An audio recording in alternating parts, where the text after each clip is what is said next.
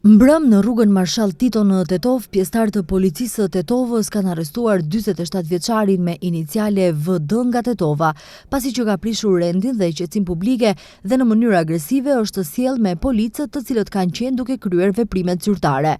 Pas zbardhjes së rastit do të ketë padi adekuate. Dje në sektorin për punë të brendshme në Tetov është denoncuar se në rrugën lokale Brodec-Veshall, vetura e tipit BMW me targa të Tetovës e drejtuar nga 20 vjeçari RB nga fshati Brodec ka dalë nga rruga. Në aksident, lëndime të rënda trupore ka marrë bashkëudhëtari me iniciale SHP, ndërsa me lëndime të lehta trupore kanë përfunduar vozitësi dhe bashkëudhëtari tjetër me iniciale SHF.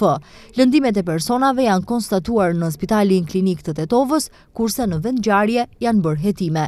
Mbrëm pas mesnate në fshatin Banjisë e Poshtme, pjesëtarët e policisë së Gostivarit kanë arrestuar 35 vjeçarin me iniciale SK nga Banjisa e Poshtme, duke vepruar në bazë të një denoncimi të mëhershëm se fizikisht e ka sulmuar gruan e tij 34 vjeçare.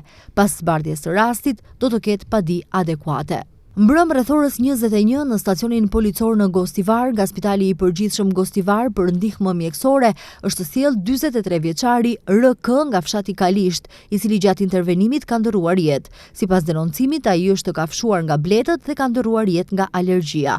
Me urdhër të prokurorit publik, trupi i pajetë është dërguar për obduksion. Dje në periudhën nga ora 15 deri në orën 17, pjesëtarët e policisë së Tetovës në bashkëveprim me Inspektoratin e Punës në Tetov, Inspektoratin e Tregut të Tetovës, kanë kryer kontrolle në bastoret sportive në Tetov. Gjatë kontrollit, në rrugën 133 janë takuar 2 të mitur të cilët luajnë në aparate për lojra të fatit. Pas dokumentimit të rastit, do të ketë padi adekuate. Dje në stacionin policor në Tetov është denoncuar se në terren të papërshtatshëm në majën e Lubotenit është lënduar një person dhe duhej tërheqja e tij. Në orën 18:45 minuta me një helikopter të armatës së Maqedonisë, 57 vjeçari JS nga Rogaceva është tërhequr dhe transportuar në klinikën Nën Tereza në Shkup për ndihmë mjekësore, ndërsa policia së bashku me popullatën e rrethinës nga vendi i ngjarjes në gjendje të mirë shëndetësore kanë larguar edhe një person nga Shkupi dhe një tjetër nga Rogaceva. Dje rreth orës 17:43 në autostradën Tetov-Gostivar, pjesëtarët e policisë nga stacioni policor për siguri rrugore në Tetov kanë privuar nga liria 24 vjeçarin VM nga fshati Pirok, rajoni i Tetovës.